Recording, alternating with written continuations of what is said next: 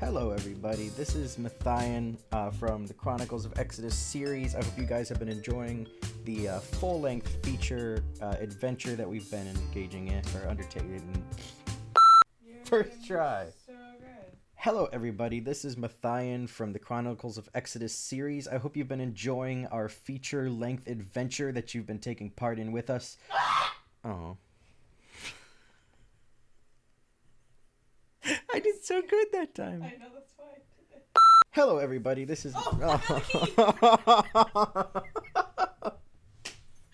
that was really the last time.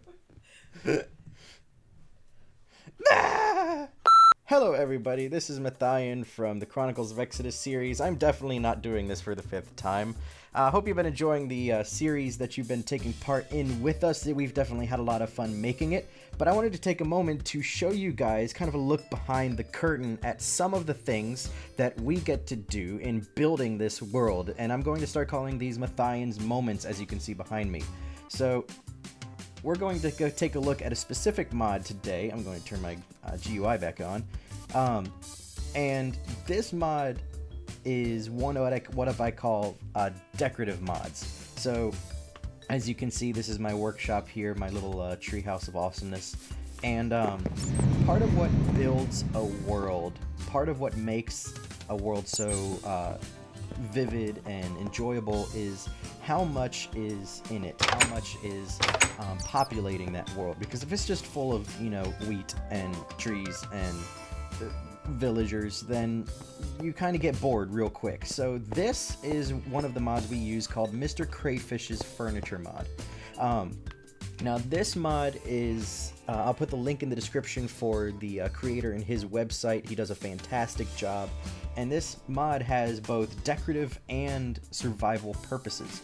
So we're going to start things off with, in the very beginning of the series, you saw me messing with the doorbell. That's the doorbell. That's where they came from. Secondly, you also get to see us use the trash can on and off, or as they call it, a bin, because he's British, I believe. This is a great way to get rid of your stuff. A lot of us just throw it on the ground and don't pick it up, or throw it in a fire or a lava pit. But instead of having that danger in your household, you get to throw it in the trash can, like this, and hit empty. And touch it forever. Isn't it awesome? So that is actual useful item. They have decorative things like white fences, hedges, electric fences, which is great. You actually get to see that in the series too.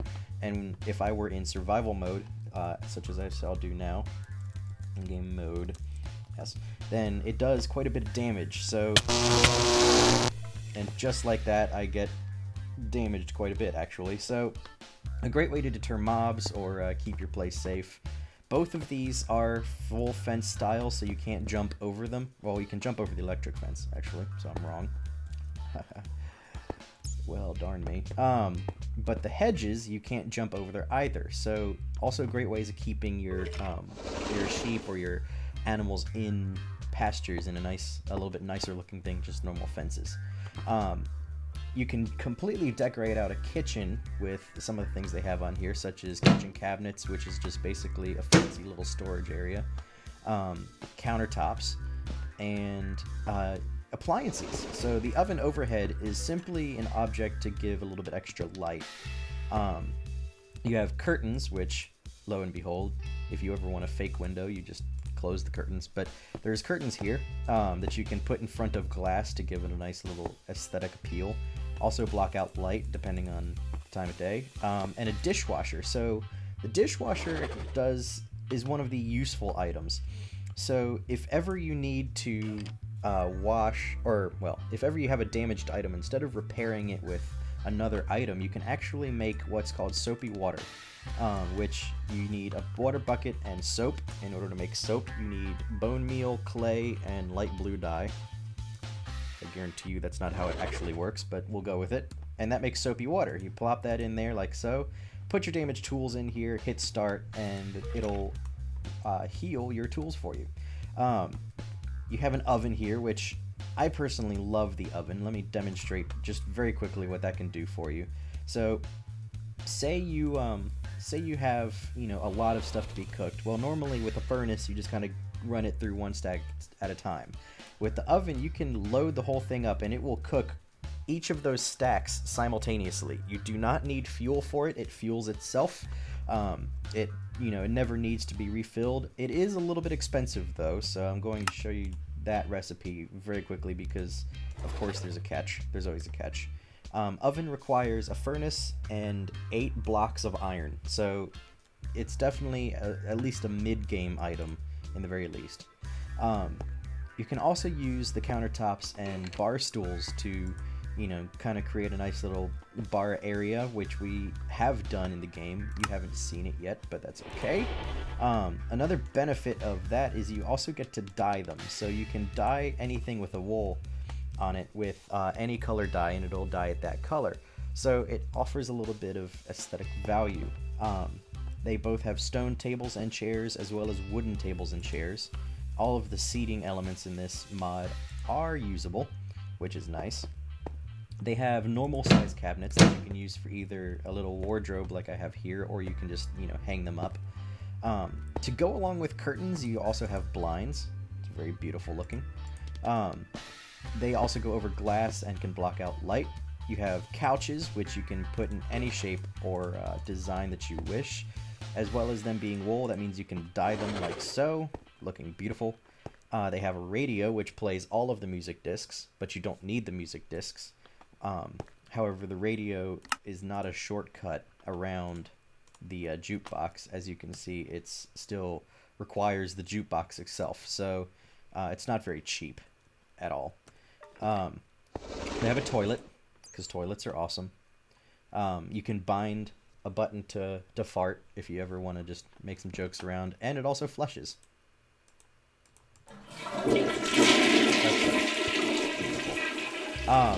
So the other thing that you can do is they have things like sinks. So there's a kitchen sink that I haven't put in here, but there's also a what they call a basin, and all of the water supplied objects in this game require one of two things. Either A, it'll tell you that it needs a water source under the block so that the sink tap will fill, which I do not have one because I'm in an underground fortress, so, not really compatible with water sitting in the ground. Or you can just fill it with a bucket. Either way, both work. Over here we have what's called a bedside cabinet and a lamp. So if you had the lamp, you would require it to be sitting upon a redstone source in order to get power. But if it sits on a bedside cabinet, specifically that object in the Crayfish Furniture Mod, then it gains its own power. So you can turn the lamp on and off, change the lighting, and you have a little, bedside chest. Over here, it has a bathtub. Again, it's a tap, which means it either requires a water source block underneath it, or you can fill it up on your own. You can, in fact, hop in and it'll work.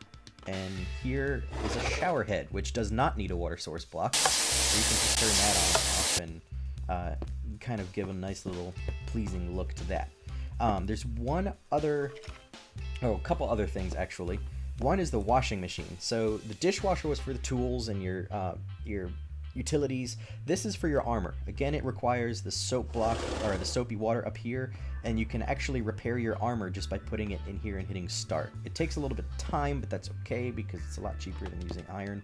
The other utility that I really like is the fire alarm. Now you can make these for fairly cheap. They don't require a lot of materials. They just require the note block, some iron, and a little bit of redstone, so definitely a mid-game item. But you can place these throughout your house, and anytime it recognizes a fire within, I believe, 10 blocks of its radius, it'll start beeping, which is a great way to let you know that your fireplace is crawling away from the fireplace. So I've had way too many houses burned down because of that. My friends still won't let me live down one of them. Anyways, so they also have a fridge, which personally I find not super useful. You can store food in here just for fun. You can also freeze things, which does have a purpose, I suppose. You can put like a water bucket in there, and then a cooling pack, like so, and it will start to freeze the water bucket. So this is a great in-game way to get ice. You can't normally mine ice unless you have a silk touch. So you can actually, you know, make it yourself and actually have a nice little ice block. So they added that in-game recipe, which I do enjoy because, you know, Notch just chooses not to put ice recipes in this game. So the only other thing I can show you guys for this recipe is we're going to head back outside into the daylight, or what I hope is daylight, and it is not daylight, so like I said, you do require a tap to have a water source block underneath it, like I have here. So I was going to show you what that looks like when you actually accomplish that. These are taps that you could place around your farm or around your area. We have them on our farm actually in the game, and it lets you create a water source that you can pick up with your bucket, which I really appreciate, because normally you have to build wells and you have to use the, you know, the water source trick to have the infinite water and things like that, and this just does it for you. So the only challenge is that if you only have one water block source under there, then it will use that and then not replenish it, so you have to make sure that you have the regenerating water under the ground.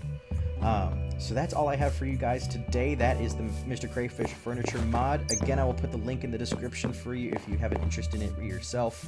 This has been a Mathian's Moment, and I will see you guys next time on the cafe. Bye-bye!